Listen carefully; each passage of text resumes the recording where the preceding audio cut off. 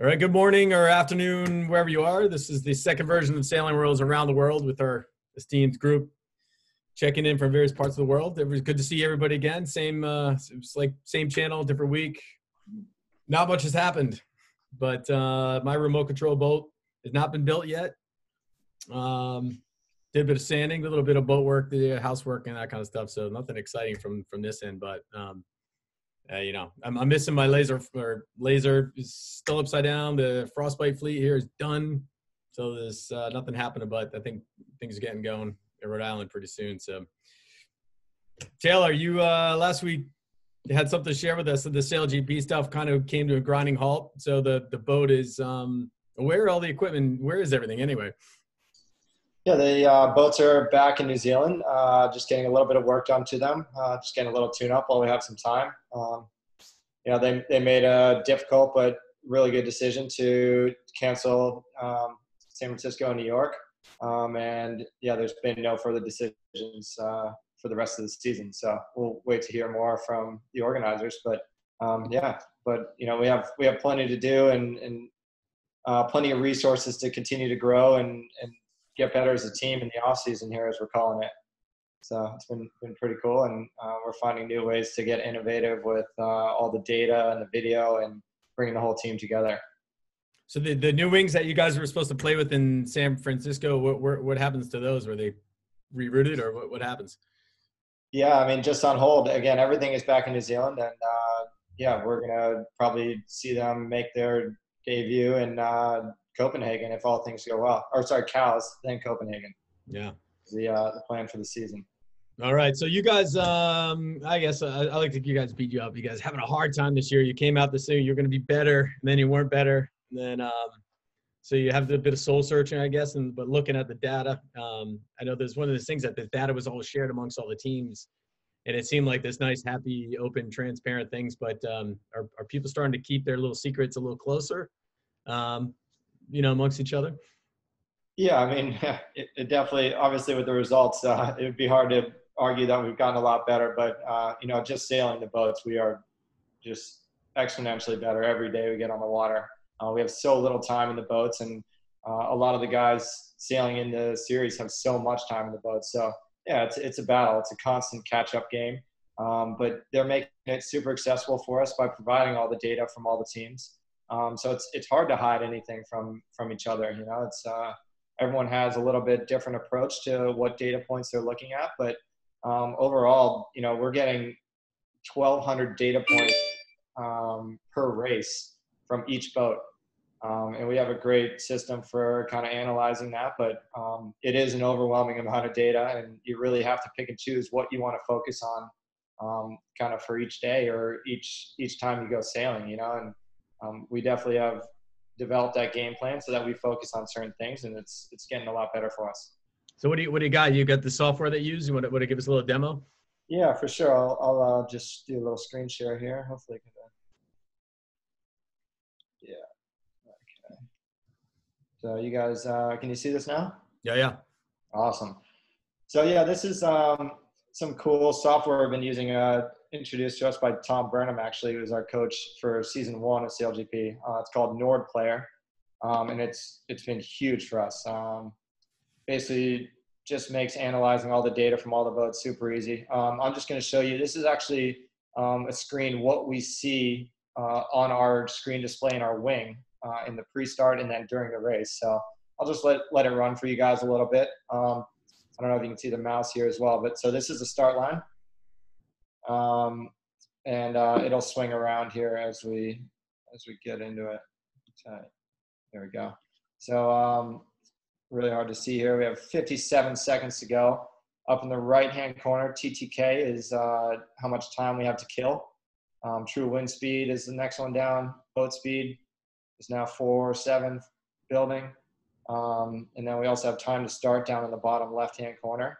And then the DTB is distance to boundary. So I'll just pause it here real quick just so you guys can see. So the 2 yellow dots here with the red dotted lines coming off them, those are our start marks with our lay lines to the start line. So you can see as it swings around, this start line is actually basically parallel to the wind direction. So a reach starting as they did in the last America's Cup. And so it'll swing around and we'll actually be approaching the start line on like a 90 true reach. And then you can see the gray and black wave, we call it the wave behind us. And that slowly closes in on the boats as you have less and less time to kill in the pre-start. So basically you're trying to have your bow on the line synced up with the black bubble in the back at go. So I'll let it play out here for a second. And you can see all the boats on the screen and everyone's setting up different approaches to the start. And the green dot on the start line is actually showing where taking all the data from the boats, where the best point on the start line would be to get to Mark 1 at their, your optimum angle. So it's about midline. And then you can see as this black bubble is approaching, we're getting closer and closer to the start line. Our time to kill now is like 1.2 seconds. And the red sphere here out in front of the start line shows basically, at any of those angles, if we were to sail at full speed at any of those angles, that's where we'll end up. So, as you can see, like at this point, we're still killing 1.2 seconds.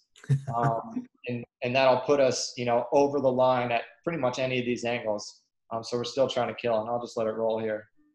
And you can see the black bubble kind of approaching. And you're basically, again, trying to nail your bows on that start line as pretty much as we did this start. Is a really good start for us. And then, the screen automatically switches. This is our race data that we see on the wing during our racing. And so it has basically all the boats data. We're missing a little bit of it here on the bottom, but shows our time to mark, distance to boundary, or time to maneuver, sorry. And it's really helpful during the race, except, one thing that it doesn't really do is it obviously can't predict the wind. So, while it gives us a ton of data, we still have to be looking around and figuring out where the best place on the race course is to go. So I'll just let it play out a little more just so you can kind of see how it is. You can see in the top left corner, basically like the quickest direction to go on this first downwind is, 1 and in. And you can see the black line in the top left corner here. That's our lay line. And then the black dot is basically where we should be hitting, our board down button to go into a jibe, into a maneuver. But, as we see in this run, we get a wind shift and the Brits in front of us are able to lay through right turn. So, it's not taking into everything in account, and it's basically telling you to sail, what the computers think is the best VMG angle.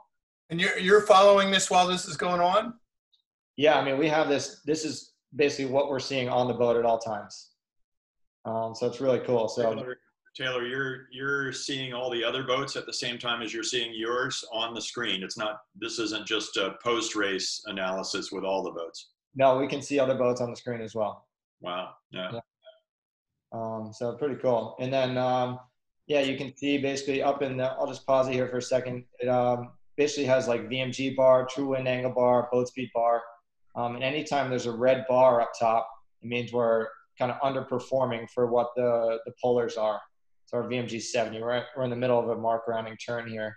Boat speed's very high because we've just basically turned around a mark, going through a super power zone. But yeah, it's giving us a ton of data. And then, there's a ride height bar basically telling us, how high we should be flying the boat. Sorry, just have a little glitch in the system there. So yeah, I mean, really cool data. And then you can see the screen switch. Anytime you're not near a mark, it zooms out and gives you kind of a wider course view.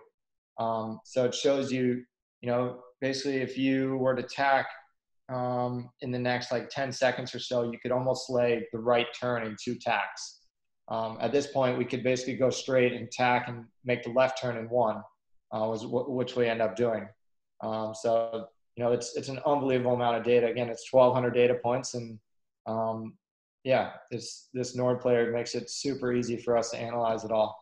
And I'll just show you one more thing here real quick before we get into it. So we can switch basically to like, any, we have the world feed, which is like basically the recording. So we can switch to that and then overlay all of our data alongside that as well. Here, we'll come on the screen here in a second.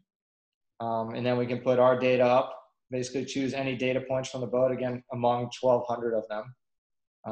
And then we can also put other boats' data up as well. So, And how many people on the boat can see this data? everyone on the boat can see the data. It's all like displayed on the wing sail. Okay. Yeah, so now we have GBR data up alongside of our data. So, we can basically see what they're doing with, their rudder average and how much differential they're sailing with, and, what their ride height is throughout the race. And I mean, the data points go on and on. So it's just a really valuable tool for us to kind of analyze our boat's performance with video, and, then you can add the audio in as well. And compare that to other boats that are sailing around you or on the same race course. So even the video feed is there on wing?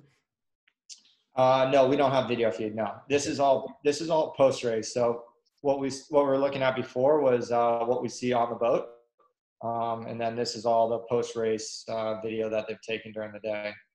But then we can go to, I think we have some onboard. So while you're dialing that up, there was I think at one point in Sydney where they had to postpone because the system was down. Is that essentially what was happening here, where all this wasn't accessible? Yeah, exactly. It basically screws up they say like the telemetry. So it screws up basically all of our data coming from the boats, and it doesn't allow us to have our virtual boundaries of the race course, which, for safety can be really dangerous, because, there's hundreds of boats just surrounding the race course and often sitting just outside the boundary line. So to make sure that we have this telemetry, synced up with all the race boats is pretty important. So yeah, that's what I got. That's my little glimpse of kind of what we got going on in SailGP world, and how we're continuing to just go back and really getting better in the off season here. So so the one question is, versus head in the boat or outside the boat looking for breeze. I mean, is it just at this point you're sailing too fast to really sort of look up the course for a breeze anyway, or I mean, which one's more important? Yeah, I mean, it's a trade-off, right? It's a trade-off of looking at what's coming versus what data you're getting from the boat, and it's just trying to figure out that correct balance. And the guys that have been doing it for a really long time have a better feeling for the boat and don't need to rely on the data as much. And then that allows them to look around more. So, that's one thing that we're really focusing on, is how does the boat feel at this time? Again, the whole sport, you can have as much data as you want, but oftentimes it's just too overwhelming to use. And, you can't make those split-second decisions that often need to be made, especially going 45 knots. So pretty cool. Cool. Very cool. Yeah. Hey, you guys got any questions for me? I mean, I could probably get into Yeah, I mean, we could go on and on for sure. Taylor, it's Gary here. I have a question for you. Whatever happened to the Stars and Stripes America's Cup Challenge? It's gone unbelievably quiet for months. Does it still exist, or is it defunct? I kind of lost track. It does still exist, yeah. And we're just waiting to see what happens. There's a lot of unknowns in the Cup world right now. If the Cup's going to be delayed, obviously events getting canceled. So, yeah, we've been pushing hard and fundraising, and built a big portion of a race boat. And yeah, that's where we're at. We're basically waiting to hear what comes of the Cup. So waiting to see what the organizers decide, and we'll make decisions if we'll move forward from there. But this is obviously buying us a lot of time, which has been helpful. So the campaign's still alive. Okay, thanks. Yeah, no problem. It is still alive. So you look smart after this one, not having to sail the World Series events. You just go up in New Zealand and go. Yeah, exactly. Yeah, I know there's definitely some teams that had already moved there and were shipping to World Series events, and that's taken away time from them. So, yeah, not in bad shape right now. Yeah, All right. I have a question for you. Can you tell me, because I know you do, I see you when we're out there doing things like J70s and Melgis and Etchells and things like that. I mean, it's obvious when I look at the screen how it compares, but what's it what are your like pluses and minuses? What do you love about sailing the F50 versus like the J70 racing you do? Yeah, I mean, completely different, obviously. One is sailing, the fastest boats in the world, doing, hydrofoiling with massive wing sails. And the other is some great 100 boat fleet, one design racing, which, I love. I just love the aspect of it being just so tight, and, those small little mistakes obviously making a huge difference and often losing a large amount of boats. So for me, my competitive side loves that as well. And, I think there's room for both of them in the sport, and I'm lucky enough to enjoy both. When do you think Stephanie's going to have a shot at it? I don't know. I'm ready. Yeah. Put me in, coach. Yeah, we'll work on getting some simulator sessions here at home, and maybe she'll be replacing me next year. Who knows? Hey, Taylor, it's Jonathan. She's been in the gym a lot too, so maybe she'll get on the pedestals next year. We'll see. Taylor, you were sailing with Bora in the Melges 24 as tactician, a position that I've had as well. Can you tell us a little bit what it's like as a tactician when you have a really good helmsman versus like some of the helmsmen that we sail with, where you have to talk through things a bit more? Like, does that free you up to do your job a little bit differently? Oh, 100%. As anyone in this group knows, it's a huge game changer. You don't really have to focus on the speed or the moting. You can just literally be focused on what's coming and where you are position wise on the race course. And it's been a huge help. And Bora is obviously an incredible helmsman, so it's been a lot of fun, and I really enjoy it. Right on. Yeah. Hopefully you guys will be able to go to the Worlds whenever they occur and kick ass. Yeah, looking forward to it. Yeah. Yeah, we need some world championships, and it's like some races. And Gary, you were supposed to do a Bermuda race this time around, or what's the story for you? Hey, Gary. Yeah. Well, we're not doing a Bermuda race, obviously, because it's been canceled, and I set up to sail with Art Santry on his Temptation to Curve 50 pretty much all summer, and we talked this weekend, and it's the program's on hold. Too bad. He got a whole new set of sails. We got a longer bowsprit. It did some tweaking with the measurement and ballast and stuff, and so we don't know what's going to happen. Right now, I just want to go sailing on Spa Creek in my 32-foot day sailor. If that would be a major accomplishment in itself. So you last week we cut you short. You wanted to talk about this guy Herbert. What's his story? And Herbert, we nicknamed Herbert Herbie the band leader at one point on the boat. Herbert von Karajan is somebody that I sailed with many years ago, and I got introduced to him by Dick Bertram. I was the tactician on Ondine in the Big Boat Series in San Francisco. And he said, I have this friend over in Saint-Tropez, France, that loves to sail, and you should go help him. So he had a Swan 39, and I flew over there that next June and spent a week with his French crew, and I was just a training coach. And the routine was the same every day. Go out at 2, come back in at 6, the maestro would come on board. Von Karajan was the concert conductor for life of the Berlin and Vienna Philharmonics, and had a company, Deutsche Grammophon. Roger Vaughan, who wrote The Grand Gesture about the 74 America's Cup, wrote his biography, very interesting read. And Von Karajan loved to sail. So after that session, we talked about getting a bigger boat. He had a lot of money. And he commissioned Herman Frères to get a maxi boat, and he named it Helisara, which was the names of Herbert and his daughters, Isabel and Arabelle, and his French wife. And it was a maxi boat. So the next several summers, I would go over and race with Von K. He was a small man. He was thin. He was in his early 70s. He loved to race, and he was full of humor.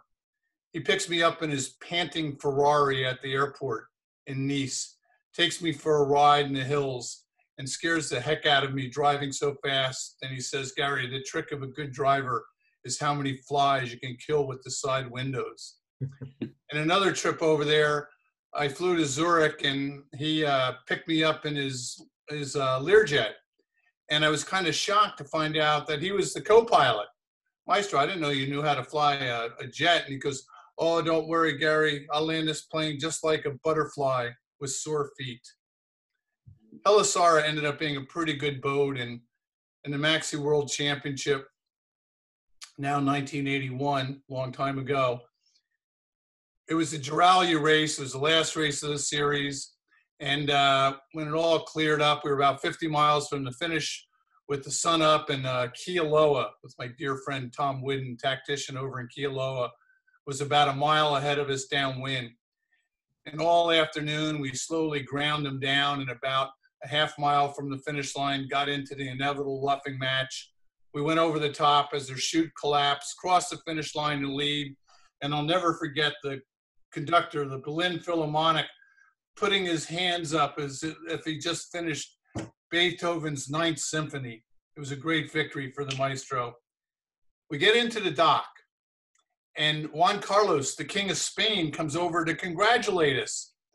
And the king's got an entourage with him, and there's pleasantries. And I said to the king, and you guys had a nice race too. His boat was Zargo.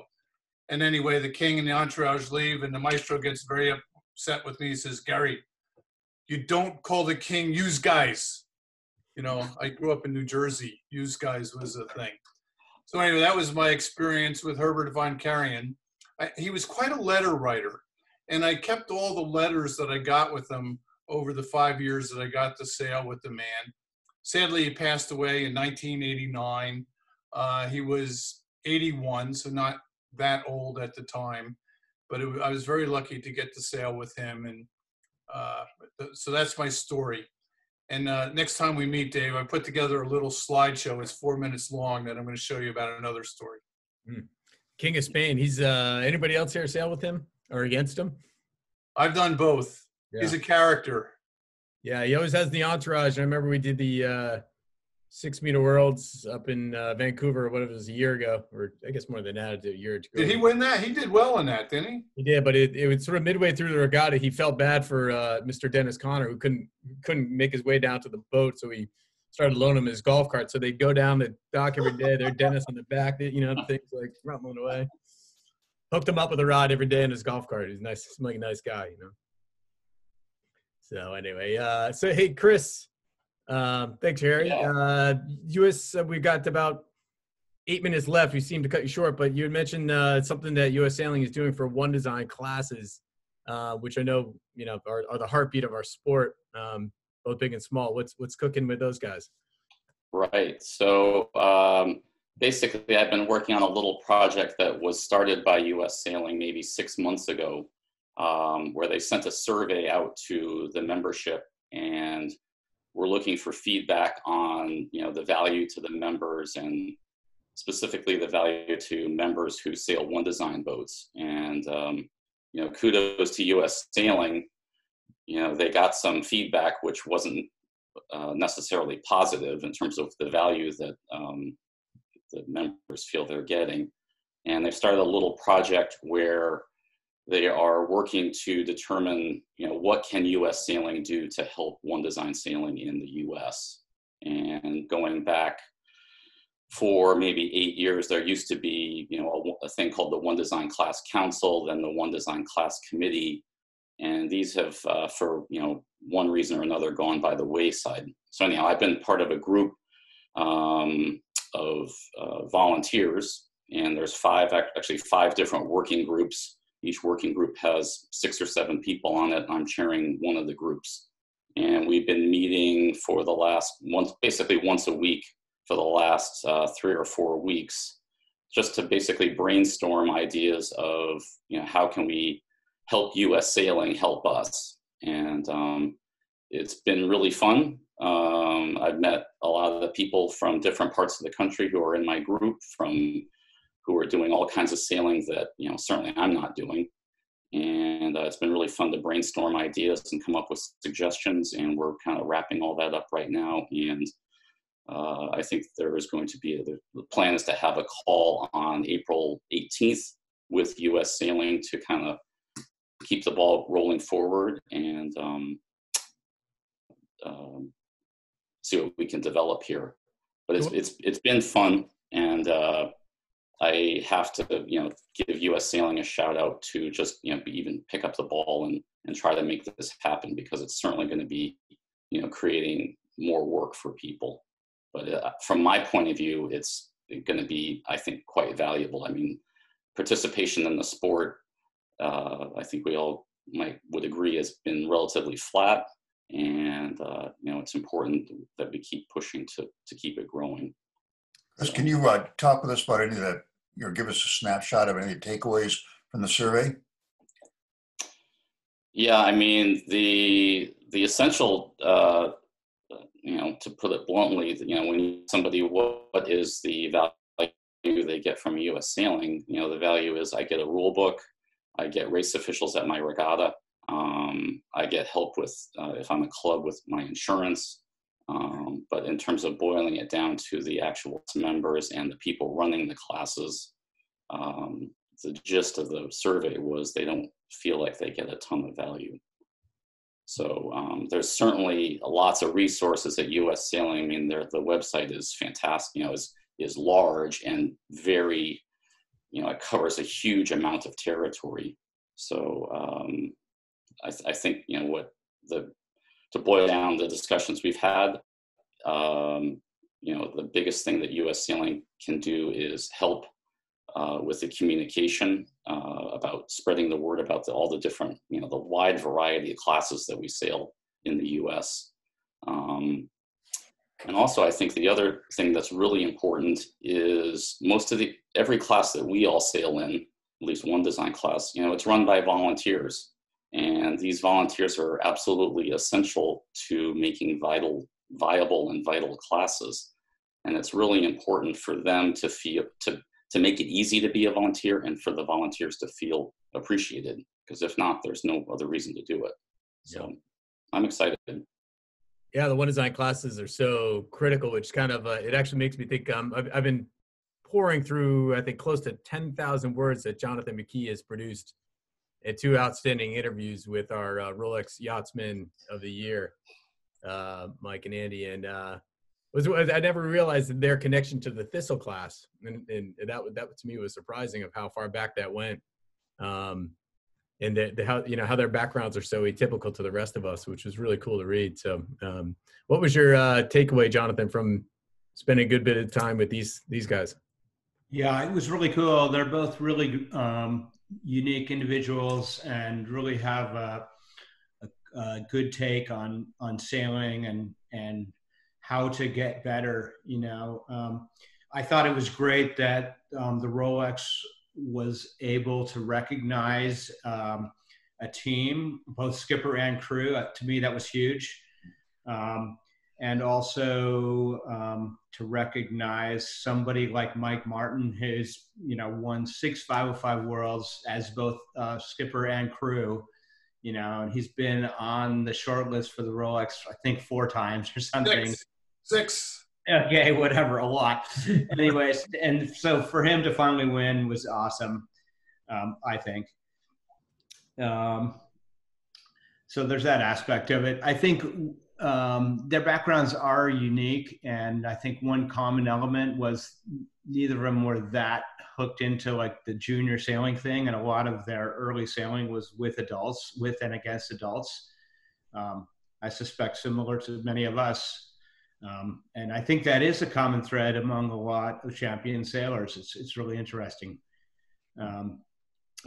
Yeah, and then finally, they just set up a very cool training program in San Francisco where every Tuesday night they go out with their group, and they don't have a coach. They're not doing a lot of technical debriefs, but they have been able to find a way to really share information and get the whole group going faster. So as a result, I think 5 of the top 8 boats at the 505 Worlds were U.S. boats. So it's really cool to see that an organized training approach can result in that level of dominance. In that complex of a boat. Yep. Yeah, that's pretty amazing. Good stuff. Well, we're going to run that interview eventually, or both of them, when we get the next issue out in a couple of weeks. So I guess the readers can look for that and hopefully learn a lot. I learned a lot. So it's a matter of how much. The problem with the print magazine is how much you can run and how much you have to cut. So luckily we'll be able to put the rest of that somewhere digitally for the world to see. So, well, cool. I think we're bumping up against time. So this was cool again. And I think, next week, if you guys are up for it, we've sort of been having discussions about, when and if we do get racing anytime soon, what could be the sort of the look of the new normal of regatta formats if we have to kind of just find a way to go racing, but we can't do it the old way. So I know Sail Newport here is trying all sorts of things, maybe no more race committees, a lot of use of government marks, rabbit starts, all the tools to go play in a simpler way, I guess. So think about it. We'll see what happens next week. Great. Yeah. Sounds All right. good. Well, thank you, everybody. Thanks, Dave. Thank you. Thanks, guys. Healthy week. We'll see you next week.